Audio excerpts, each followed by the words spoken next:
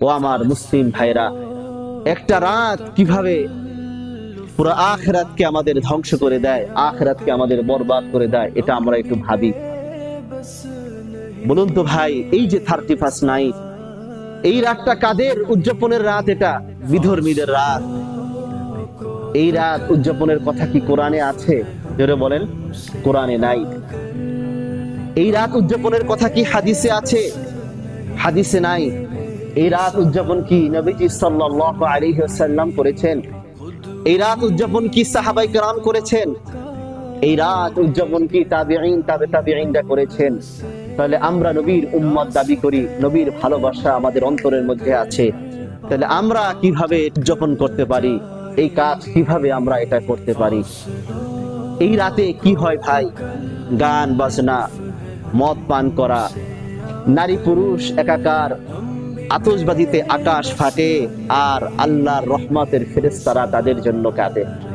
কত বড় জঘন্য কথা, কত বড় জঘন্য কাজ এটা, যে এই রাতে আমাদের অংশগ্রহণ করতেই হবে, যে এই রাতটা আমাদের পালন করতেই হবে। আমি তো এটা পালন করছি, কিন্তু আমার এই কাজ দেখে আল্লাহর রহমতের ফেরেশতারা কাঁদে। ও আমার ভাইরা, এই রাতে তোমরা আনন্দ উদযাপন করছো, এই রাতে তুমি নাচছো, অথচ এই রাতে কারো না কারো কবর খোঁড়া হচ্ছে। এই রাতে তুমি গান বাজনায় তুমি মুক্ত হচ্ছ, অথচ খোঁজ নিয়ে দেখো কারো না কারো জানাজা তৈরি হচ্ছে, কারো না কারো জানাজা নামাজ পড়ানো হচ্ছে। ও আমার যুবক ভাইরা, এই চোখ দিয়ে তুমি কি দেখছো? এই কান দিয়ে তুমি কি শুনছো? এই পা দিয়ে তুমি কোথায় যাচ্ছ? কাল কিয়ামতের ময়দানে, কাল হাসরের ময়দানে আল্লাহ রাব্বুল আলামিনের সামনে দাঁড়িয়ে এই চোখ, এই হাত, এই কান তোমার বিরুদ্ধে সাক্ষী দিবে। বলবে, আল-ইয়াওমা নাখতিমু আলা আফওয়াহিহিম ওয়া তুকাল্লিমুনা আইদিহিম ওয়া তাশহাদু আরজুলুহুম বিমা কানু ইয়াকসিবুন। তোমার হাত পা অঙ্গ প্রত্যঙ্গকার আল্লাহর সামনে কথা বলবে, তোমার জবানকে আল্লাহ রাব্বুল আলামিন মোহর মেরে দিবেন। তুমি যা উপার্জন করবে সব তোমার অঙ্গ প্রত্যঙ্গ তোমার বিরুদ্ধে সাক্ষী দিবে। এই জন্য নিজেরা আমরা জাহান্নাম না কামাই। আমার ভাইরা, এই রাতটা যে আমরা কাটাবো, কিভাবে আমরা এটা কাটাবো?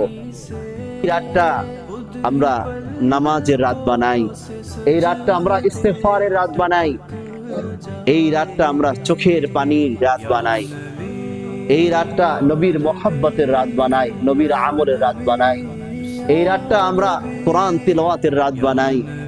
এই রাতটা আমাদের আমল দিয়ে শেষ হোক, আবার আমল দিয়ে শুরু হোক।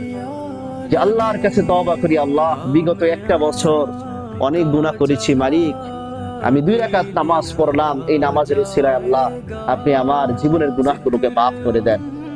ও আল্লাহ, আর একটা নতুন বছর শুরু হচ্ছে, নতুন বছরটা যাতে আমি নামাজ দ্বারা শুরু করতে পারি, যাতে কোরআন তেলাওয়াত দ্বারা শুরু করতে পারি, নেক আমলের দ্বারা শুরু করতে পারি, দোয়ার দ্বারা শুরু করতে পারি।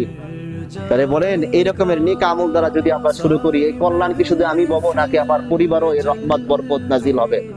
জোরে বলেন, আমার পরিবারের মাঝেও রহমত বরকত আবার নাজিল হবে। এটা শুধু কি পরিবার বর্গের মাঝে রহমত বরকত নাজিল হবে, নাকি পুরা দেশের মাঝেও আপনার এই আমলের বরকত, এই রহমত মাগফিরাত এটা সবাই ভোগ করবে? এর জন্য ভালো মানুষ হই, ভালো মানুষের অনেক দাম।